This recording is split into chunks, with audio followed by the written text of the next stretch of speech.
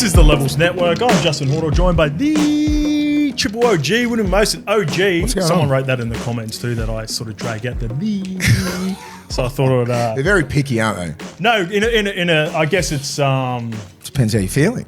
Yeah, in like a funny way. I think they find it entertaining. So there you go. I think it's lovely. There's a few comments. There's a lot that I sort of want to address compared to on a normal show where we'd rely on the YouTube comments. A couple of our clips went viral or were very popular last week. We had obviously the Union, the Swahili Dog of the Week, the Wallabies. They didn't like that, some of the purists. Oh, really? Yeah, and I'm like, we were just sort of giving Joey a rap, right? We're not saying he's like the best player in the world. But people are just saying, like, he didn't play that good, he missed this, he missed assignments, plus he got dropped after the game as well. He was a bit rusty. But I was just like, it's the impact that he's made, mate. I said, we're just trying to give him a rap. Yeah. Like, just that was that one message that I wrote to that guy. I said, relax, mate. You went back and forth with a couple of people. Yeah. No, just that one guy. Just one guy. I just said, mate, we're just trying to give Joey a rap. Yeah. You try and do what he did. He just left the game. He's been out of the Union for ages, comes back in, starts a game at Twickenham. That's the magnitude. We're just trying to give the kid a rap. Yeah, for sure. Nothing else. And the Wallabies are winning. Just shut up and be happy. So good, isn't it? Like, it's fucking awesome, mate. They tailed up Wells. Normally we're rugby league. Don't get twisted. But rugby union is happening right now and it's in a good space. Our boy Tommy Wright. Yeah, Tommy Wright. I love it. I've known him for about 5 years. He was training with Roger Fabry, the great Roger Fabry, for ages. And he was always in the system, the Waratahs and that. And he was just like playing sevens a lot, all that kind of stuff. Now he's the dude now, man. Yeah. I'm so happy for him, mate. He just grinded, a couple of big bad injuries. Sort of could have derailed him, but nah. Stayed on course. Our man, me and Lukey have known the skipper. Harry Wilson didn't play on the weekend, but he's cemented himself. He's a beast too. He's a beast, Harry Wilson. I think the thing with Harry, and I want to say this, and I want to be careful with what I say, that Harry's one of us. he's got like a leagueies mentality, and I think for a while, like early on, he had success there at the Queensland Reds. And he got a little bit loose. You can't do that in Union. You can't do that in Union. When you're the corporates are watching. It's a little bit different, right? Like compared to being a kangaroo to a wallaby. And like we are shifting as a game with rugby league. You got to be, careful. You got to fit the package. You got to understand that there's sponsorships, there's partnerships that are associated with it. But Harry had a really good year as well. Yeah. He sort of seems to be the guy under Joe Schmidt, under the new reign there, and it's good to see the Wallabies. I know I've seen some commentary and I've seen some comments around, the Welsh team and a bit of a fall from grace in the last year or so. Last 3 years. Yeah, so they're declining, but that's how it goes in every sport, man. Right now, I think if they knock off Scotland this weekend, it's the first time in 40 years they win that whole spring thing. Yeah, well, I don't know what it is. Don't they have it's massive, yeah. Scotland and Ireland to finish off? No, I think just Scotland. Right? I think just Scotland. I thought they had 2 games. See, that's why we're a rugby league podcast. We should stick to our stick to rugby league. Anyway, good on your Union. Good on you, Phil Wall. Yep, doing a great job. Well done to Phil. I feel like he's part of the family as well because Kate, she's part of the family. We're connected somehow. Yeah, we're connected here at Levels. He's a good man. With what they're doing in rugby union at the moment. So congrats to the Wallabies as well. But none more so than the skipper, the scope, leading the Haka. And I've got it here. I've got the clip in front of me. It's pretty good. Yeah. You're going to have to do it, I think, regardless. So we'll say here's my concern with it. Not the concern in doing it or whatever, but 50K? I don't think we're going to get to 50K. So can we say 40? No, don't fucking lower it. Make it 55. Double down. Yeah, I want people to get involved. So at the moment, from that clip, I was expecting it to go crazy, go gang. We've only got an extra 100 on top of it. Yeah. We had Alex Glenn reach out. Former Brisbane Bronco, former Kiwi. He's in. Yeah. We had the Wars reach out, the New Zealand Warriors, and they said it could be hard if we go on Saturday. Shout out to our man Vintage Jackson, who probably commented that. I think you're going to get a gang of like Māori boys, man. Women, everything. I seen there was let's just go for the biggest Haka of the year. Yeah. So one of the I think this one comes from Wilsey Haka.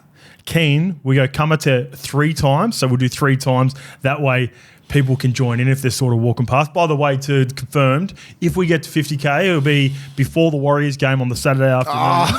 Oh, that'd be madness. So there should be plenty of people that jump on board, not only the great and powerful Alex Glenn, who'll be involved in. Someone wrote this. This one cracked me up. So this one's from Belisarius. You want to start by rolling your R's properly, Scope. So he reckons the Mozzie accent is probably not gonna work. So all right. A lot of people are having a bit of fun with it there. I think we'll get it going. I think we'll get to 50K. Yeah. We'll build the momentum. It's taken us 2 years to get to 30K, so we've got less than 6 months to get another 20K subscribers. So if you want me to do it, if you want to be a part of it, get people on board, come and follow us, and make sure you subscribe on Instagram because I think that'll be a pretty cool. That'll be fun. Yeah, pretty fun moment on Magic Round. But let's get into the show. And by the way, this is the last. Oh, before we get into the show, I've got some gifts. MH, Mr. Holloway. Did my hair. Hey, they all right? Do these look all right? I can't see it. Yeah. There we go. And I've gone these bad boys. The tortoise. Huh? Yeah. They look all right? There we go. I don't know, Lukey, have a look. Mr. Holloway having a Black Friday sale tomorrow. All right, the Instagram is who is Mr. H, and if you can go on there, tomorrow they are having a Black Friday sale, 30% off. That's cool. So this is your vibe. Yeah, I'm a fan. They've got 4 different styles of glasses going at the moment, and I think I'm just going to leave these on. How does it look, all right? I think they're too small for our heads. Okay. Maybe mine.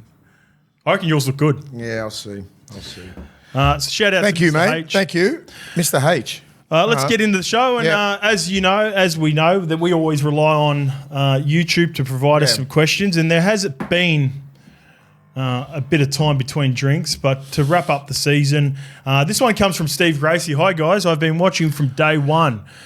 Who has had the least amount of games in a season but played for both State of Origin and Australia in the same season? I'm going off the Mitchell Moses comments you guys made. So Mitch Moses played 8 games for Parramatta this year, but played obviously 2 really good games for State of Origin, and then played 3 games for Australia. That's the only one. The only thing I can think of is anyone else from your time? I think I was out till round 20, so I missed all Origin, right? Yep. And then jumped on a Kangaroo tour. Okay, so you didn't get to tick both boxes. No, either. so I think this is rare. This is rare. This is very rare air to get to get both. And play less than 10 games. The reason I bring it up, what a cracking season for Marco Mealy as well. I think he played 6 or 7 games. Under 10, we both played that year. He missed Origin. Yeah, we both missed Origin. Yep.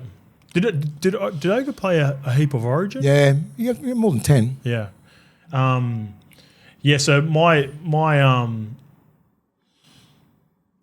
to sort of miss so much footy, get picked to play Origin, then obviously miss so much footy and then still get picked to play Australia. I found that super rare. And a lot of cards have got to fall in place as well. Yeah. You know what I mean? There's a lot of luck there. It's not like he's not Andrew Johns or Jonathan Thurston or Cam Smith, that upper echelon of players that Darren Lockyer is and all that. They can do that. Yep. You know what I mean? And play that lesser games. But for him to play that, you got Cleary out, Munster's out, a lot of halves and that were out. So, and he played well deserved as well. Yep. But it just would have been a lot harder if Cleary said, I'm available for a show. Yeah, for sure. Simple off that, you know what I mean? So there's only a couple that can slide into Aussie teams real easy under didn't play a game till the game 3. Yeah, well, I think he's separated himself now. He's a top 5 half because of another factor is Jerome declaring himself for Samoa compared to. Yeah, would have been interesting to see where they would have gone with Mitch, Tommy Did and Jerome at the end of the year. And Cleary. You put Cleary in there as well, and you put Munster in there. Benny Hunt, I don't think he ended up playing a game, but he was part of the series, the whole. And Mel moved on from Daly, so that looks like that's the end of Daly for at least for Australia, and Mitch Moses is going to be the guy. In a perfect world for Australia this year, and just say Luai's available, Cleary's available, Munster's available, Dearden's available, and Moses. Then you're fucking talking. Yeah. If you make that, you're the king. Would you? So I would have thought, and I still think Nathan and Cam are the 7 and 6 if everyone's fully fit. Yeah. I had I think it would have been hard this year to get over Luai. I had Mitch. No, Luai's. I mean, I'm just saying it perfect. I just don't even worry about Luai. Yeah, about in the Australian team. Jerome's declared for Samoa. Okay, sweet. So my question is, I would have had Mitch as the next in line for either to play 7 or 6 if Nathan and Cam couldn't make it. Same. But do you reckon Tommy Dearden's jumped him with Fucking that series? Tommy Dearden's jumped Munster? No, jumped Moses. I think he's the premier half. I reckon he's the dude. Because look what he did in those finals, mate. He's a gun. Yeah. He's a gun. He's done it at every level. He's dominated Origin, and he's doing it now. Like, he can play, man. It's only a matter of time. They were patient with him. Yeah. Broncos weren't. Yeah. Cowboys weren't. You love bringing that up about the Broncos. It's fucking stupid. Now look who's looking for a 7 and a 6. Yeah, true. And all you do is put a year or two into the kid. Yeah. And like look at what would have happened. You think he wanted to leave Brisbane? Yeah, I'm not too sure. Like, I think so. He would have. He was very highly touted, wasn't he? So I didn't know Big much about time, Tommy mate. Dearden. He just got rushed in as an 18-year-old. Yeah. Sink or swim. Yeah, he went through a rough period, didn't he? This one comes from C Mika. Kia ora, boys. Love the potty. Question for Skip and the OG. Is JFH past his prime? Watching him and the Kiwis lead the Haka with so much mana was inspiring, but his carries, I feel, have lost some sting to them. Would love to hear your thoughts, Chur. I think he's... when do you think his peak was? I think he's still sort of nearly going through it now. Maybe at the end of his peak. Sometimes when you start turning your shoulders into tackles real late, yep, and you're not getting that front on contact. That's sort of his style, though. Yeah, but he mixes it up. Do you know what I mean? Which is quite tricky if you want to take him on. Like, sometimes he'll drop his shoulder into you. Sometimes you'll run straight through your chest. Yep. So I think it's a tactic. And sometimes it looks like he's like turning. So if you turn that way, it looks like you're stopping in the line. Yeah. You know what I mean? So that's why this guy's probably thinking, oh, he's not like at his peak. I just think sometimes he's just really smart with how he wants to get down on the ground. I think it's a Penrith thing. Yeah. Like, it's really smart. Like, he turns his shoulders, he finds his front really quick, and people just scatter off him. But if he stays up, if you stay upright, there's more chance of 2 coming in and then someone getting your leg and he gets rolled on his back. So it's a bit of a tactic thing for James, because he's not fucking 120 kilos. No, so I've never associated, and James Fisher-Harris has never been like a super high stats guy. No. James Fisher-Harris, and this is the beauty of what James Fisher-Harris and even Moses Leota have done at Penrith. They've always been, and I say this is the beauty of what the Penrith system. Yeah. They've always been team first guys. Yeah, they don't necessarily, because Isaiah Yo's the stats guy in the middle. Like, he's the guy that touches the ball so much. He's the guy that gets through his carries. They play a really good role. So if you associate James Fisher-Harris against a Payne Haas stats, right, or a Tino, you're just going to go, compare. Well, he's here. But I'm looking at Fisher-Harris going, he's the guy that you want to play with, right? Yeah. And like, he's probably looking at his stats going, he's not making 200 metres a game. But like, as you said, it's not predicated on stats out there. He's never been that guy. It's all about winning. Yeah. It's all about winning. Leota doesn't care about the carries. Neither's Fish. Neither's the back row. Neither's Yo. Yo's just out there for the longest. Yeah. And he gets the lion's share of the ball. But Fish just does what he does. Sometimes if he wants to get what did he do in the grand final? Belt it out 35 minutes. Yeah. That's what he's got. Yep. You want to leave the big dog out there, he's going to get you, and he'll get over 150 metres in his first stint, and then he'll finish you off. Yep. Depends how they want to play it, right? And that's a good point. And he's only 27.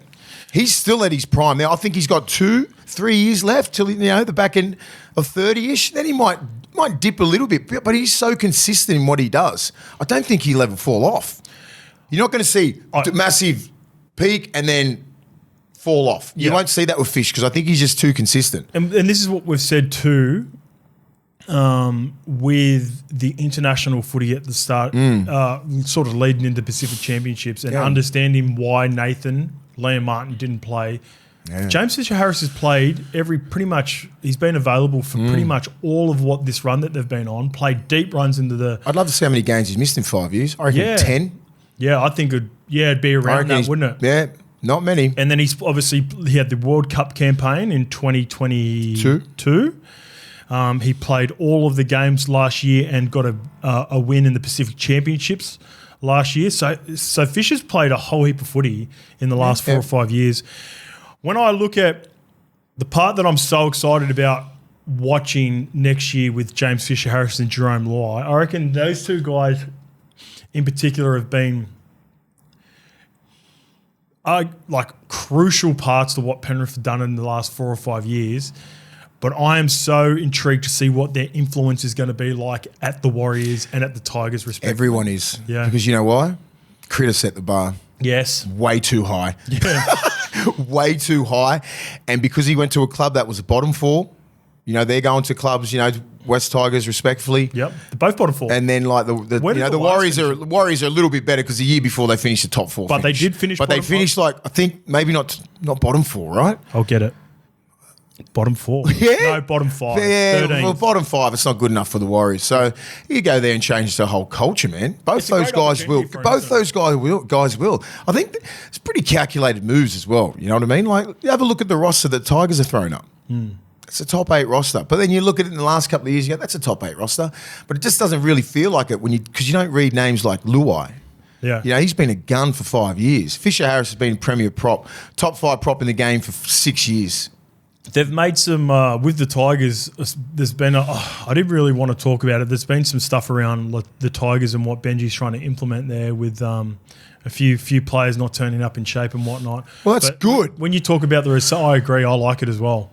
But when you talk about some of the signings, they've had really good signings in the last 2 or 3 years, but they haven't had key positions. No. And Jerome's key position. No. You can get forwards. You can get forwards everywhere. Yeah. Right, your locks and everything. But I love what Benji was doing. I think they need to be held accountable. If you're in the top 30, your job is to play rugby league and come back in the best shape. This is not the fucking 90s or 2000s where you can come back out of nick and just be fit for round one. You come back, you got to hit all these targets. That's what they're doing. If you don't hit the targets like with these yo-yo tests and everything like that, suck it. You come back. Well, I think because they had exit meetings and Benji talked about trying to set higher standards with them coming back. I think they discussed it and a few players come back and didn't get good times. I seen Rennie had his clip talking about some of the training that you guys did.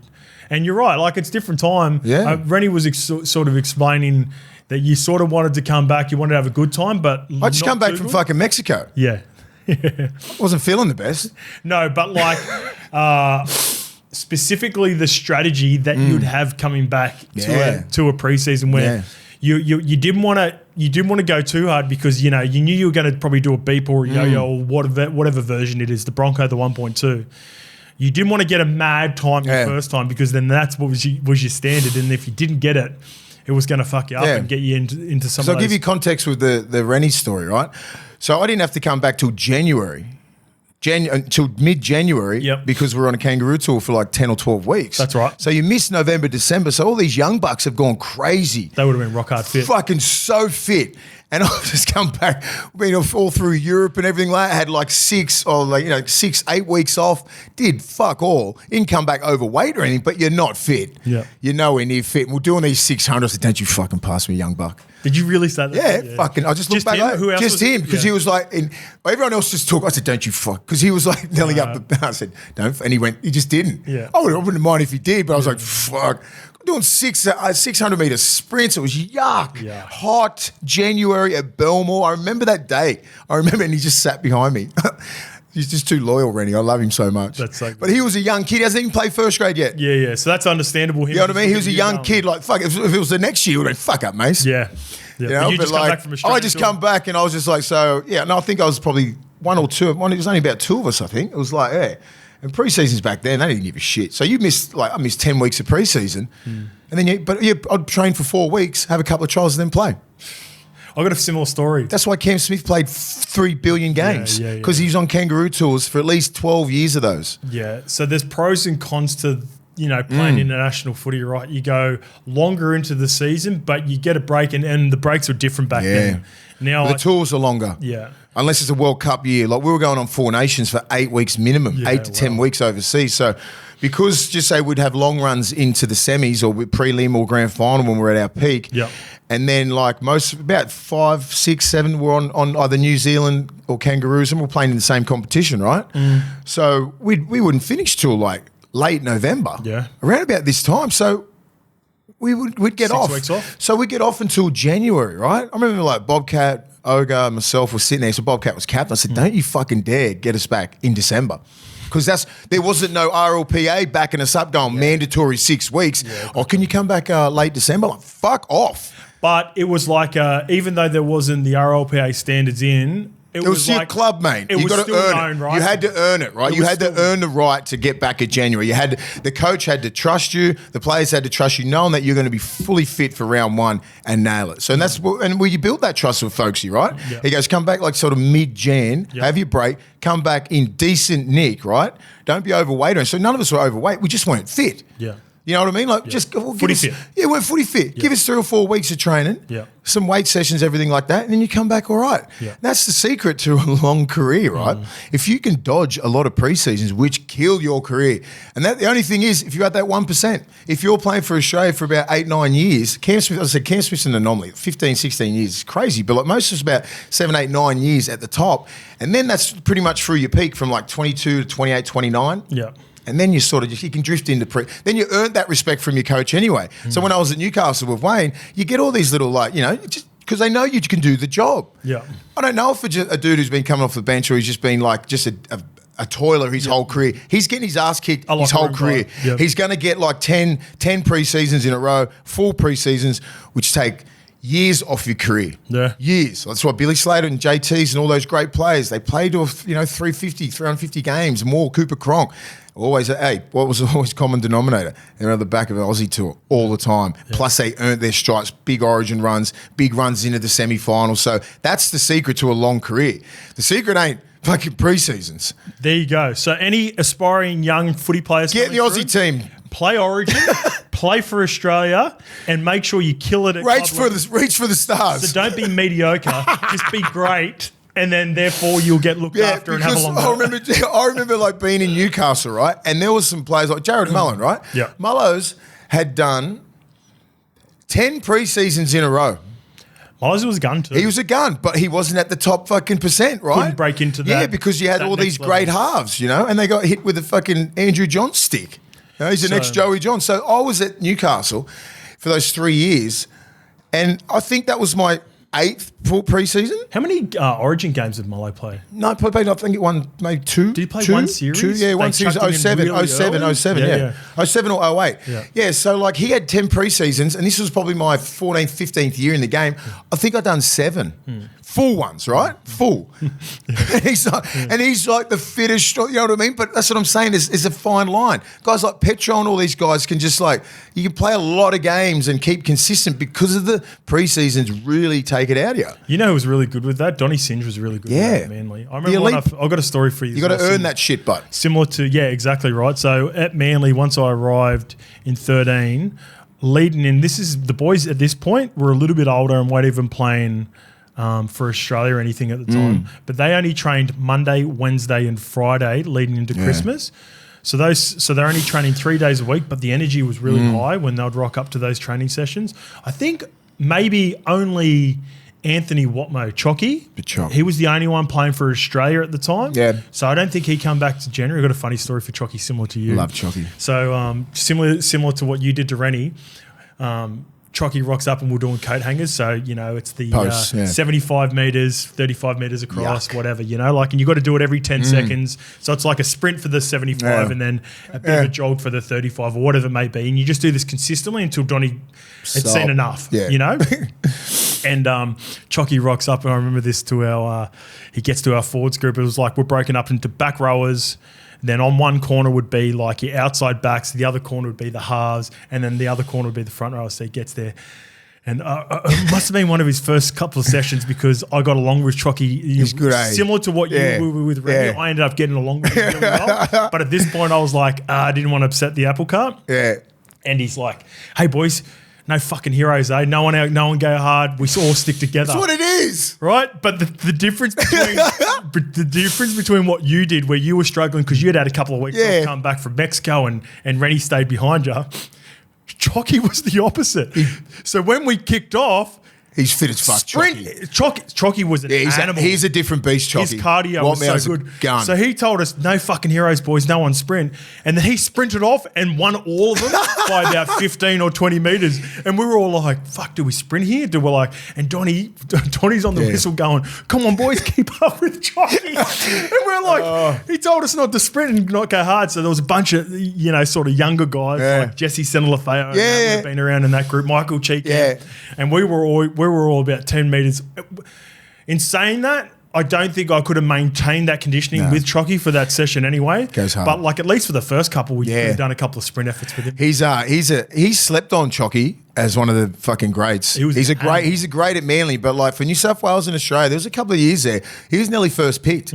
He was a problem, mate. Big, strong, not massively tall, but strong. Because he could play. And he's good on the lip, mate. Chocky and I get together, mate. It's always laughs. Yeah. He's one of the greats. I think on and off the field. Yeah. I think he's doing some coaching. He's doing pathways. He's doing pathways at Manly. But he just, who was I chatting to? I was training with Piercy and Jimmy Dimmick yesterday.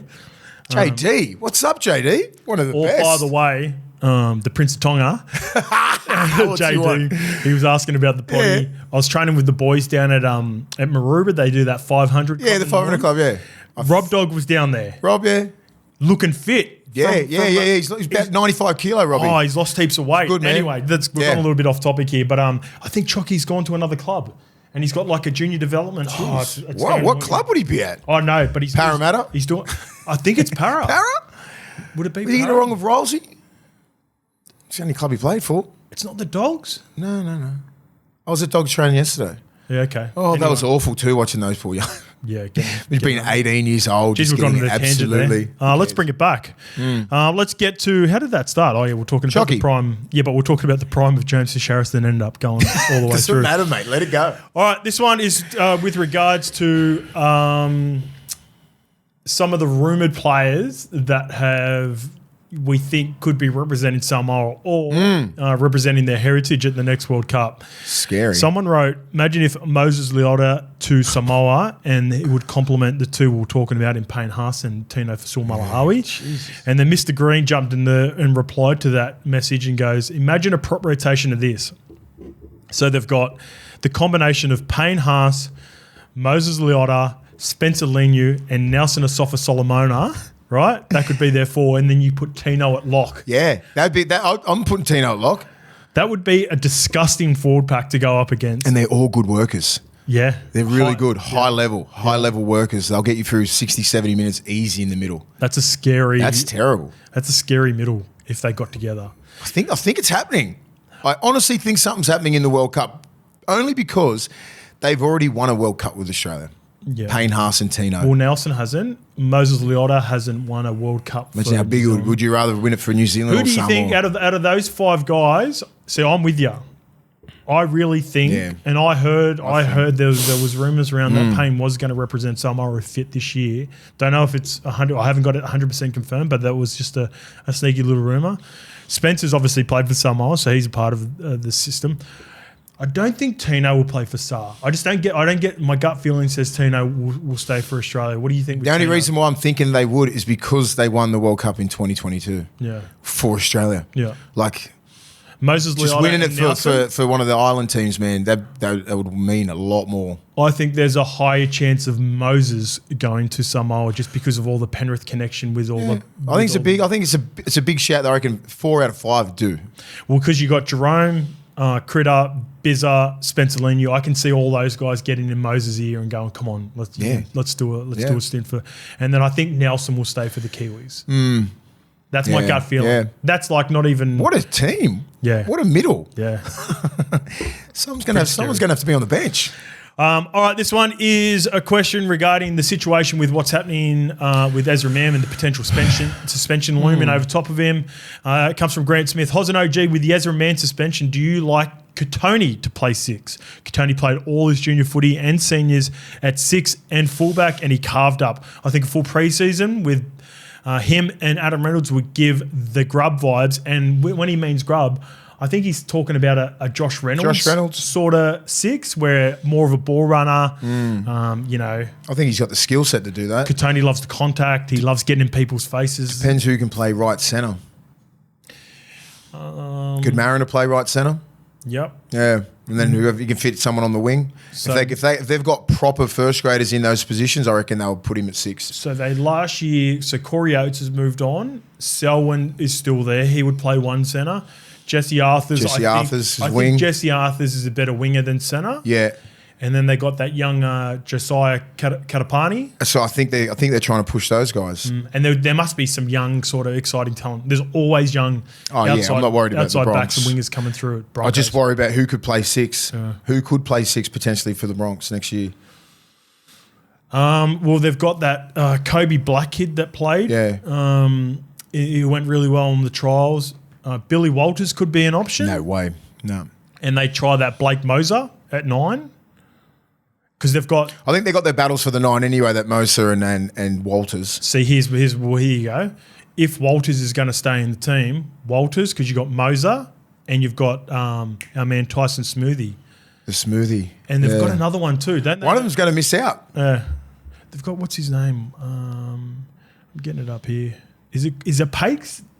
Yeah. They've got the young Pakes kid as well. There's a couple of good 9s, but I'm just thinking who could play 6. So if there's no genuine 6, KOTONI you're going to go with KOTONI because he's a gun defender. He's good with the ball. He can run first mentality.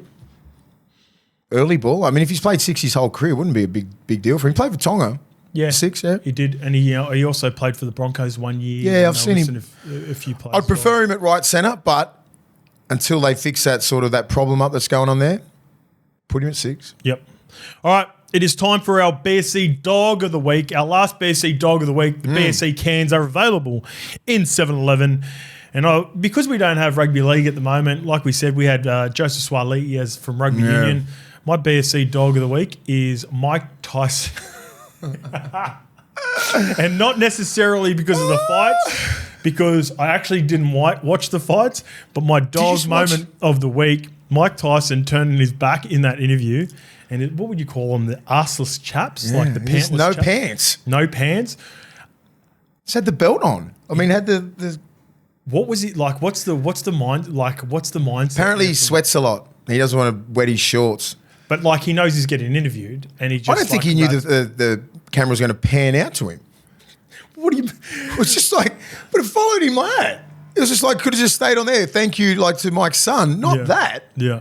I didn't think he thought that was going to happen. Yeah. Honestly. Yeah. Because it was fucking hilarious. It was so I must admit too, because you know that was the moment that stood out. I've seen some of the highlights. It's sort of quite sad. 1-0 to fucking Jake Paul and Mike Tyson compared to everyone else. It's not like everyone's whinging like they paid for it. It's on Netflix. You streamed it. It's for free. Well, I've never watched a Jake Paul. Same, because I wouldn't pay for his fights. Yeah. But you're watching it for free. If nothing else was on that Sunday or Saturday, wasn't it? Sunday UFC. So it was on Saturday, wasn't it? Yeah, it was on Saturday. On the Friday or whatever. So no one's doing anything. Yeah, true. Like, you know, so you just go, what's on Netflix? Okay, I'll watch this little sideshow. Like they got 60 million fucking viewers. That's crazy. It's crazy. Yeah. And like it's genius from Jake Paul and Mike Tyson. I just think it's great. And also, we didn't pay for it. No one cares. They win. They get all the money. Suck shit. And Netflix, I think, are trying to break into that market. Yeah, they're trying to get into NFL. They're doing a lot of things. Yeah.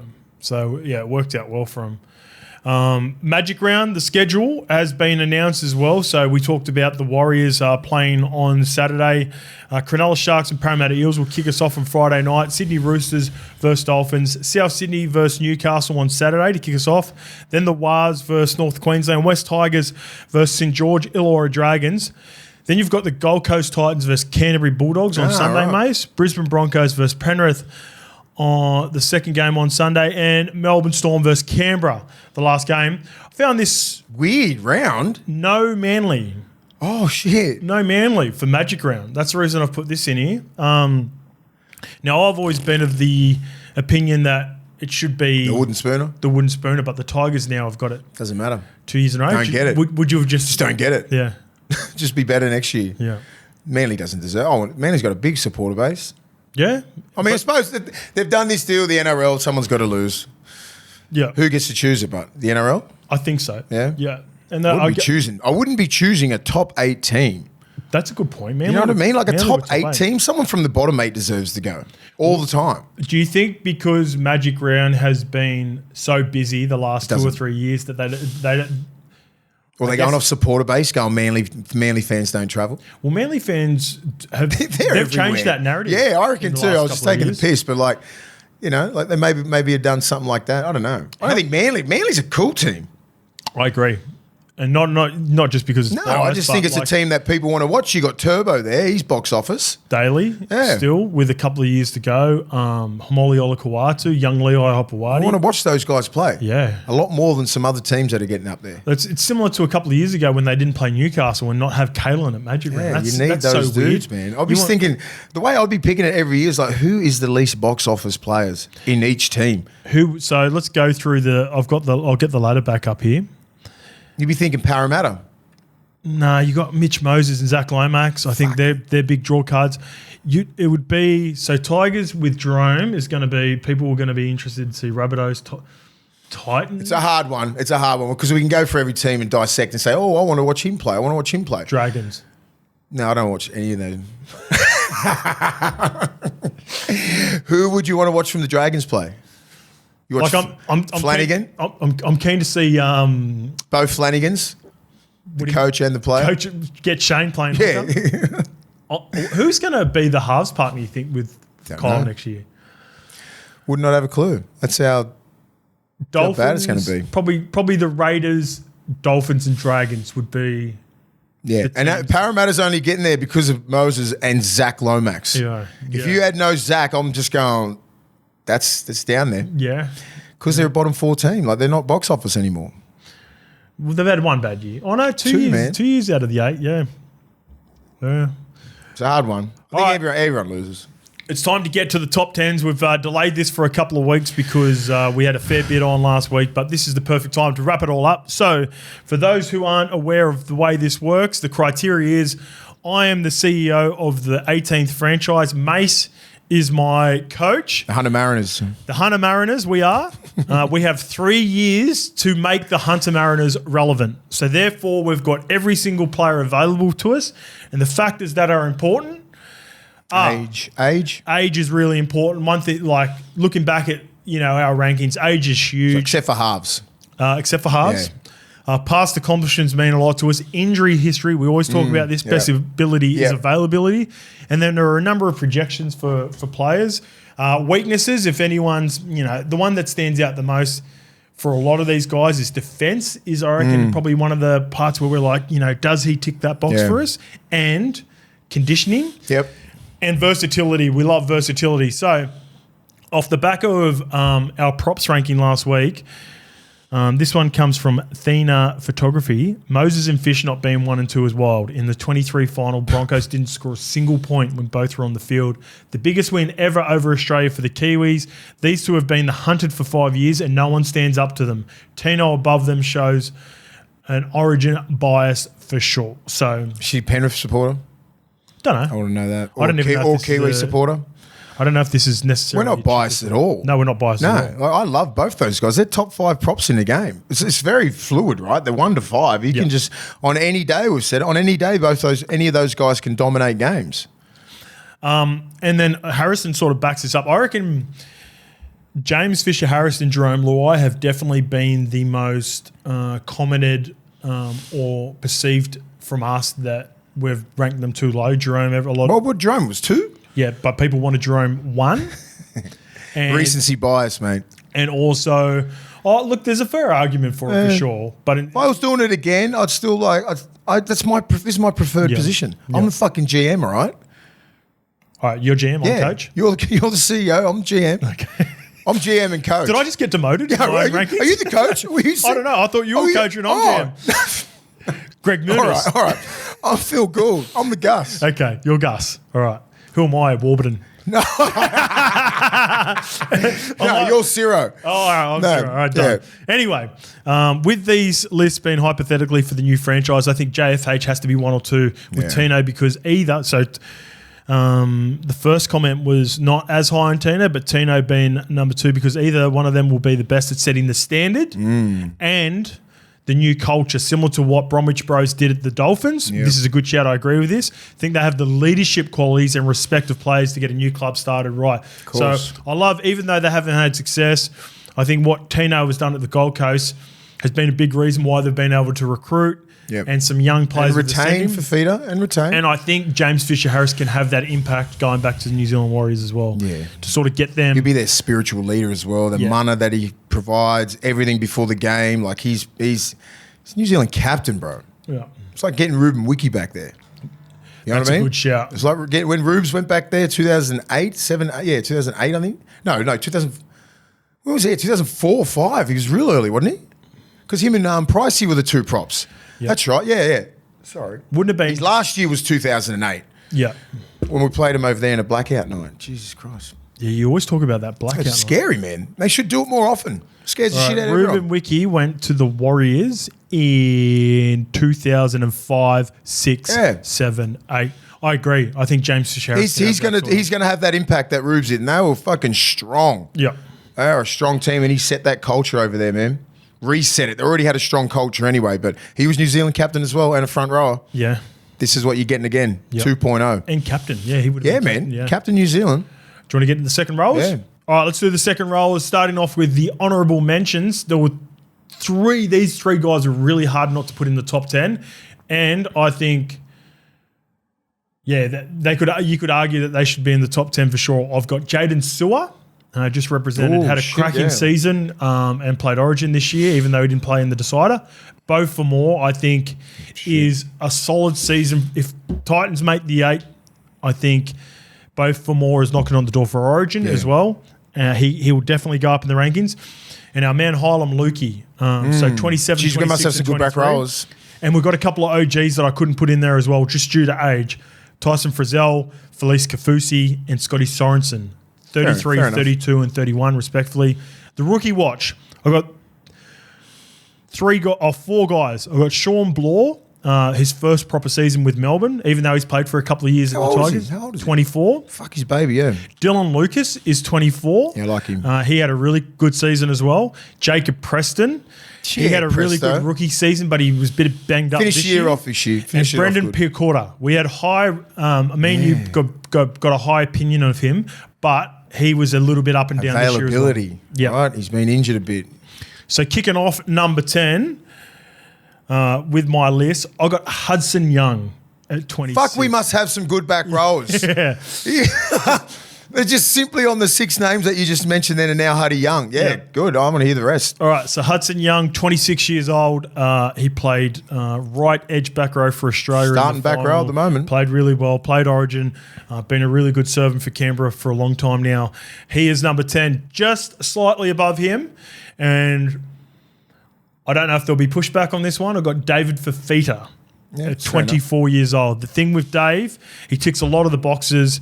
And he's still projecting to sort of go higher. My biggest thing with him is weaknesses, and it just goes back to defense and conditioning for Dave. Attack, he's probably the ultimate attacking weapon, but there are moments in games where he has lapses, similar to a couple of the other guys that should be higher if you're just doing on purely attacking, that I think have let him down in the last couple of years, but still. I think David Fafita could easily be number 1 or number 2 next year. I think if he plays the way he played when he got told that he wasn't going to be in Origin and he had that 10-week tear, if he just plays like that every week, he's a top 3 back row because the talent means he should be he could be 1, 2, or 3 on any given day. It's just a couple of little lapses, and I see a little bit in him, like a couple of plays off here and there, but and that just comes with maturation and and just being a veteran of the game. He got rushed into the game real quick. He was a baby man, so he had to learn real quick. 18, and coaching is very important for Dave Fafita because I don't think he's ever been coached that well. The detail in his game,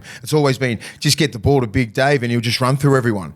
The defense, defensive detail that he needs to play right for is fucking massive. All left forward, because he gets both sides because Fermor can play left side as well because he's a fucking gun attacker. Because right side's predominantly the working back rower. The left side's the strike back rower because everyone loves passing that way. So, and then in some cases, because he's a right arm carrier on the left side of the field, he's not a natural left arm carrier. He always comes back against the grain all the time and he comes on the unders. So he needs to be able to sit the ball in his left arm with that right palm. That's what he needs to develop if he's going to play left side back row. Kicks is a natural left side back row all the time. So, and most of the time on the right, that's why people put it on his right side. It's because he's got the ball in his right hand and he comes off his right foot with a mad left palm. Do you know what I mean? So if he gets early ball, he can skin you like that, flat-footed. How many times have you been just in the middle of the field and he just comes over and then bang, bang, bang, and he's through? Yeah. Because he's so fucking strong. It's usually with the right foot, left palm. It's never with the left arm carry, right palm.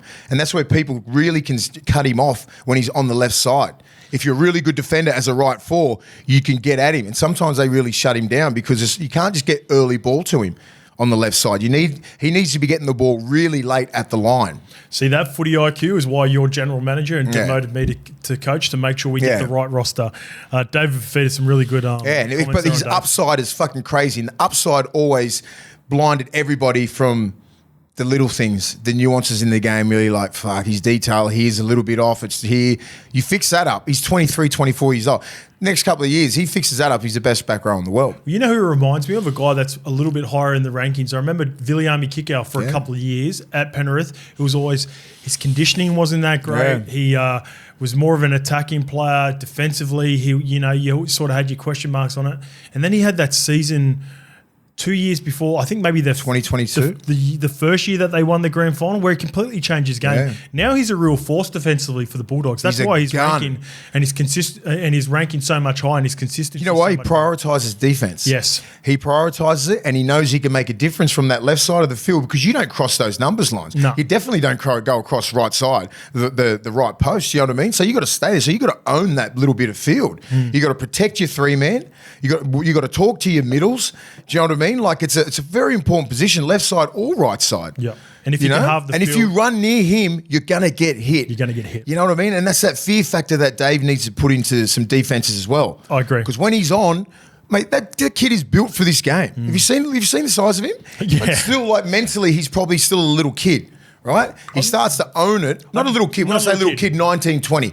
When he starts acting like like he's a boss when he's out there, and it's and if he takes it real serious and prioritizes defense, that'll change his whole fucking game. You know, one little thing too before we move off, Dave, is like a little detail where he'll play a guy like Tavita Pangai Jr. who will push him around a little bit at market, bully him, and because he's like a big, soft, gentle giant. I'd love to see him just go. I wonder how most of these young forwards would go if you could actually fight.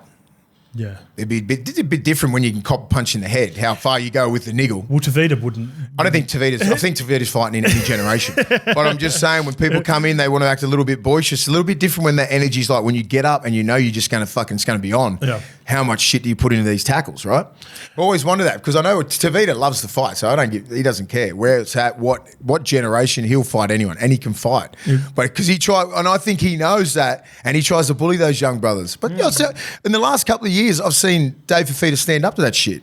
But that's what I'm saying. It's a maturation process. It's coaching, it's detail, all those little things. And he look in the mirror one morning and go, fuck, I'm 6'3" and 6 kilo, ripped. And I'm a beast. I should be able to destroy this game because on any given day, no one can fuck with him. No one can. Number 8, Keon Kalolmatangi. 26 years old, can play left, can play right. Played Origin, played for Tonga, can play through the middle, plays big minutes. Yeah. I love Keon. I think I really wanted to put Keon higher, and I think the thing that South sucked this year. That's all. Yeah, he had a career best year. Yeah, I know, but like he just did because he wasn't in the Origin teams. He was a couple of years before he was there, and then we probably would have put him in the top 6. Yep. But because if you're not in those Origin things, you're probably thinking, well, you're not in the top 4. See, that's why top 6. That's why I had him lower in the rankings. That's what I'm saying. Because I'd like to have him higher, but I think I was like persuaded to put because him if he's not 11 and 12 or on the bench for like Origin, you know what I mean? You're out of the top 6, right? Top 5. So that's how you probably picked it in your head. But skill set wise, and like when he's at his best, like I don't think there's that many back rows that has got a complete game like him. This is one of the guys that started over top of him at Tonga, and he has the potential to go up again. He's had 2 cracking seasons. Alisi Katoa, I like that. 24 years old. Melbourne's the best move for that guy. Oh, so good. Jesus, hasn't it just made him like just got all the potential out that they could. Yeah. Right? Now he's like elite back row. An elite back row. He does all the little things that people wanted him to do at the Warriors, but he was a baby at the Warriors. Yeah. Like, you know what I mean? He's just come from Tonga, bro. Like, you know what I mean? Like, he's not New Zealand born. Isn't he? He's born from the islands, bro. Come over. Yeah, 100%. Yep. That's right. You talked about Yeah, and then he come over and like they shoved him out there, showed some little bits of brilliance, but like the coaching wasn't there, the fitness wasn't there, the detail wasn't there. Goes to Melbourne, look what happens. We got some good back rows. Arguably one of the best back rows in the game. Fit, so strong. He's the only one that has handled Crichton all year. When Crichton was against him, 0 game. There was nobody won, but Crichton wasn't running over everybody and escaping offloads, this and that. Like Crichton can really try and humiliate you with his strength. That's what he tries to do, right? Tries to get elbows in your face, push you down, hold you away, offload. That's humiliating if you're a back row because you need to get your fucking hips in, get underhook, stop an offload if you're not going to put him on his back. We'll get to Crichton later, but yeah, Eli Katoa handled him. Crichton wasn't in my top 10. I didn't think so. Just because of that. Number 6. Because of that. Jeremiah Nanai. He's similar to Dave. Yeah, he's got so much talent. He's 21 years old. I feel like we bring this up every time we talk about him. Yeah. His ceiling is, again, David and Jeremiah could put together a season and be number 1 and number 2 easily because the other guys who are number 1 and number 2 are consistent as fuck. Yeah, that's all. And have been consistent as hell for a while, and they do everything at Jeremiah and Dave have high ceilings at so many of the things that they do in the game, but these guys are like 8 or 9 out of 10 every game. I think Nanai's at that age now where I don't want to see him slip. I don't think he will, but like a couple of injuries, takes him a while to get back. He makes some really bad decisions in defence sometimes. Really bad reads. I'm like, dude, he's one of the best defenders in the game. Then you see some reads, and it's when he's been out of the game. It's not when he plays consistent like 5, 6, 7 games in a row. He gets his bearings for everything. That's been the problem with him and Lukey, if he gets out off the field for just say 6 weeks, he comes back like he's a rookie. Yeah. Like he's never played the game. Yeah, he needs to fucking really study the game when he's out, keep fit, everything like that. Because once he gets going, he gets a 2022 season and he's the best back row in the game. And he was 19 that year. He's still only 21. The maturation process is still going. He's well coached up there. They've got a really good game, but he needs to understand he's already grabbed Origin jerseys and Australian jerseys really early. Really early. That can either hinder you or make you go further and try and reach for the stars, be more consistent, be in those Aussie teams all the time, be one of the first pick for Queensland all the time. Because Queensland need him. They do. He's that X factor. They do need him. He's the X factor. Yep. You know, like they need him and Dave Fafita being animals on both edges. You're right. When I'm looking at this list, the 2 guys up the top. He's a right side back row. He's a proper right side back row now, and David's your left side. Yeah. You know, like they can have that 1-2 hit if they're both fit. I wonder if Billy's like getting in the area of those 2 guys because who played? So we've had Jaden Sewer played the first 2 games, but then he didn't play the final. Jeremiah played all 3. I know they love Tom Gilbert. He got injured. But who else? Who are we missing? There's a back row that I'm missing from Queensland. Did they play Ruben Cotter out on the edge this year? Who's one for the Warriors? Oh, Capewell. Capewell played for him. Yeah, see, look, and Capewell left off the list because of age, obviously, as well. But that David Fafita and Jeremiah Nanai shouldn't be beaten out by Kurt Capewell, respectfully to where, what he's done in his career now. No, never. No. At their peak, if they're fed income around like they had to start the year off, Queensland should be, North Queensland's top 8 team, Titans, they shouldn't be where they are. Yeah. Britton Nicola, number 5, 26 years old. Yeah. He's one of my favourite players to watch. He front loads everything. He's undersized. He's not as big as half of these blokes here. That's the only thing the knock-off got on him, I think. He's quick. He can play centre. That's how quick he is. Yeah. And he's that good on his feet. Hits like a truck, runs whole. He's the best line hitter in the game. Really smart, good angles. Fit as hell. He's always down if it's going left side. He's the first one down when they kick it. Yep. So he's the sort of bloke that you want to play with, that right side back row who's genuine right side. No one. He's the best line runner in the game. You know what? Outside of, because some of these big boys that we've got just above him, I reckon if you were to say, would you prefer to play with Nicola over probably the next 2, you probably go, I might, because you're going to get more consistency out of him. He's got mad skills too. Yeah, offloads. He's got a kick. He's probably nearly the full package. If he was probably the next couple of guys that are nearly the full package. All right, so number 4, just these 2 guys side by side, 3 or 4, whether you want to put them. Viliami Kikau 4, but I've got Hamoli just above him because Hamoli's 26 and Viliami Kikau's 29. So that's the reason Viliami Kikau's below, but both similar players, both dominant players. It was good to see them. They had some good battles this year, left versus right. Cancelled each other out. Swap sides. I mean, I love it because they're both genuine. One's a genuine right-sider, one's a genuine left-sider. Yep. Right? They don't really move from that. They own that part of the field, in attack or defence. So when Hicks is getting the ball, he's getting a little bit of open space. He's either hitting really good holes. He's offloading. He's got a little kicking game. They're both really, really highly skilled players. Both fit. They're problems, mate. They have problems. They get one-on-ones with people when the middles are winning the battle in the middle, and you're going to get early ball to Olaquatu, early ball to Kicks. Fucking good luck. And also defensively, that's the biggest thing that's got them higher in the last couple of years. Both of them defensively have been not only conditioning and cardio. They'll come up with a couple of big hits and game change. Like the hit from Hamoli on Lindsay Collins was disgusting. And Viliami Kikau does that every week. Yeah. He'll cancel someone and then they might not necessarily get injured or go off, but they'll start looking and they'll start going. Looking. The back rows aren't running as hard as you can. No. And then you'll see the halfback. The front, that the back row's not even looking like getting the ball, so you can check and release. So you play chess, not checkers. And both those guys do it. They both have that presence. They're both 6'4", 110 kilo wrecking balls. Yeah. So you get the ball off your 7 or 6 at the wrong angle, you're getting your ribs emptied, and it's bad because they're both built. Yeah, they got big sledgehammers for fucking arms. Yeah, so Viliami and Hamoli 4 and 3. Angus Crichton had a comeback player of the year. Had a couple of rough seasons there, obviously, with some off-field stuff that he was dealing with. But Angus Crichton re-ups.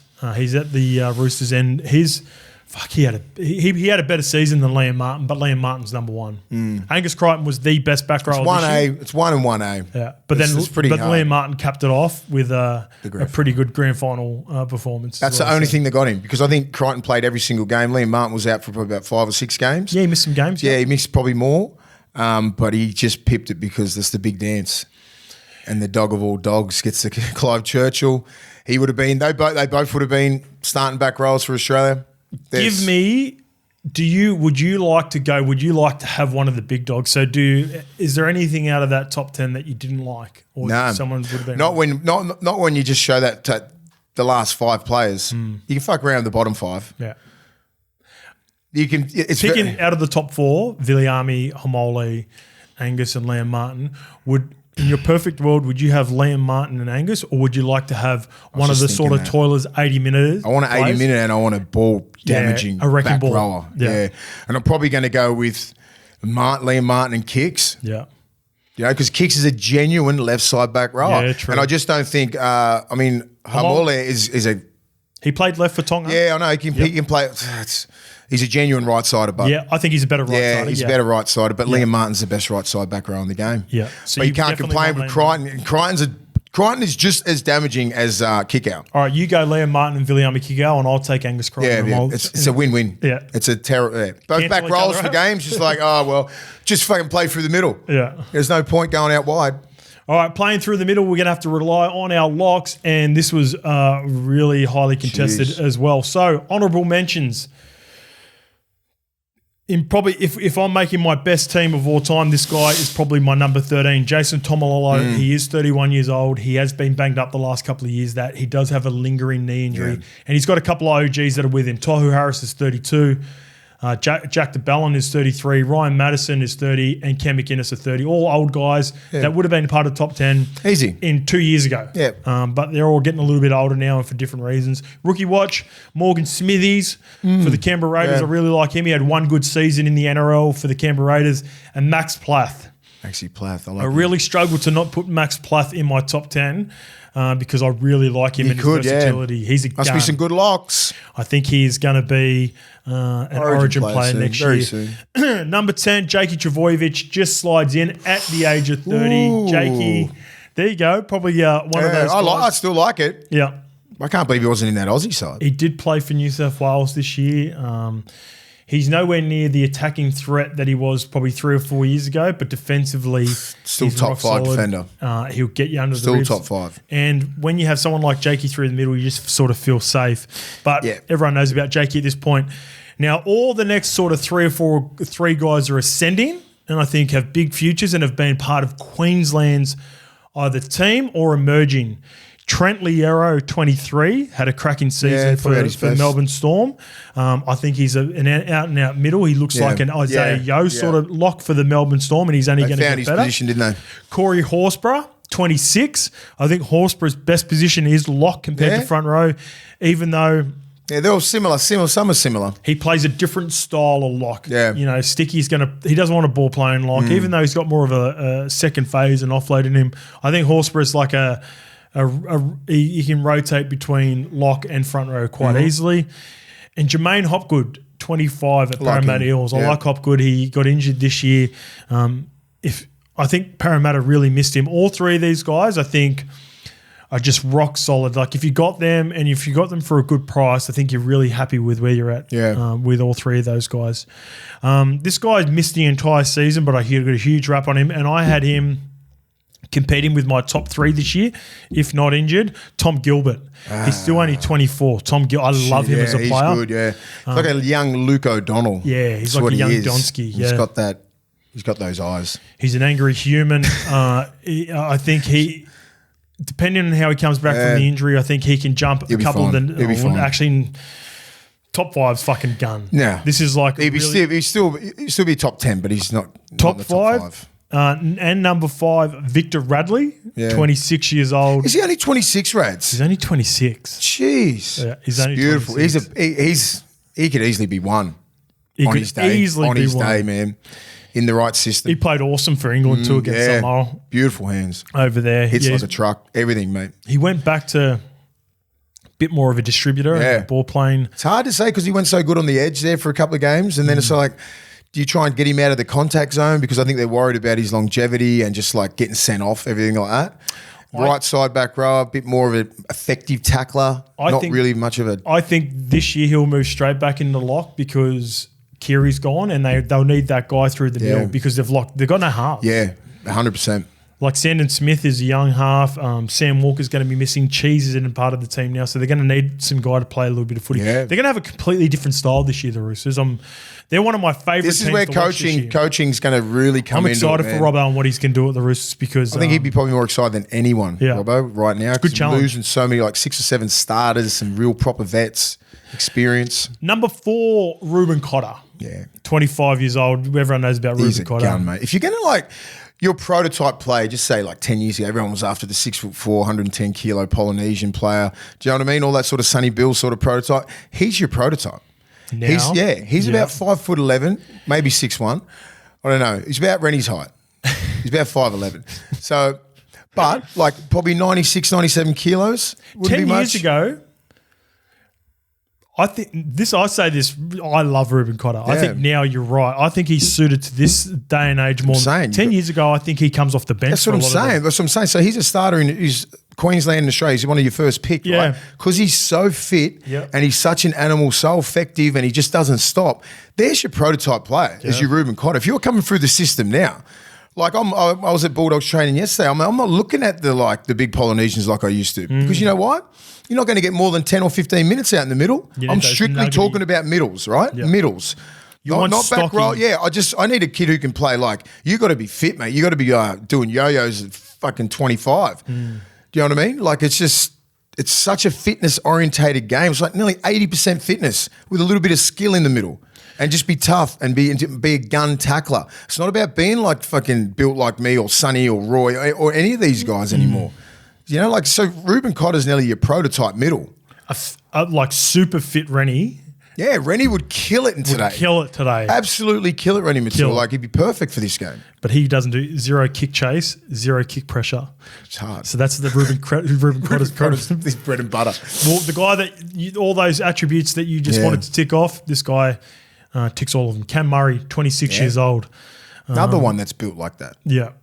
Bit similar. Probably not as thick, but, man, Cam Murray does it all. Yeah, he's one of my favourite players Top to watch, five's so good. Yeah, he could easily be if you had to put him number 1, I wouldn't have been angry. Yeah. I know you probably got, but like on my day, on his day in my head, I'm like, he's my premier lock. So you know who my 1 and 2 is? Who do you think I've gone number 1? I don't know. Probably Yowie. I went Who Paddy. Else is around there? Paddy Carrigan, okay. I went Paddy number 1. Even though Isaiah Yeo played lock, for Australia captain, and Paddy moved up to the front row similar positions, man, to account for him. Paddy Carrigan's still 26 years old. I love Paddy, and not enough. I forgot because I wasn't looking at Paddy like a lot because the last time I saw him, he had number 8 on his back. Yep. Doesn't look good. No, he's a 13. 8's a Marco Mealy number in my head. And you don't look like Mark. 10 guy. Yeah, I'm 10. Like Marco Mealy's a real thick sort of bloke. I'm like, Carrigan, you're too pretty for 8. So was Lindsay Collins 10? Yeah, Lindsay should have been 8. Yeah, Lindsay's an 8. Lindsay's Get the 10 on your back, Paddy. Yeah, I got Paddy over Isaiah. No, I get it. He's 26, mate, and he's an animal. Yeah. He's an absolute animal. I just sort of slept on him because they've probably recency bias, you know what I mean? Like they just won the grand final. He just played for Australia, captained Australia at lock, blah, blah, blah, blah. But guess who's number 8? You know, Carrigan. So he's in the middle. Yeah.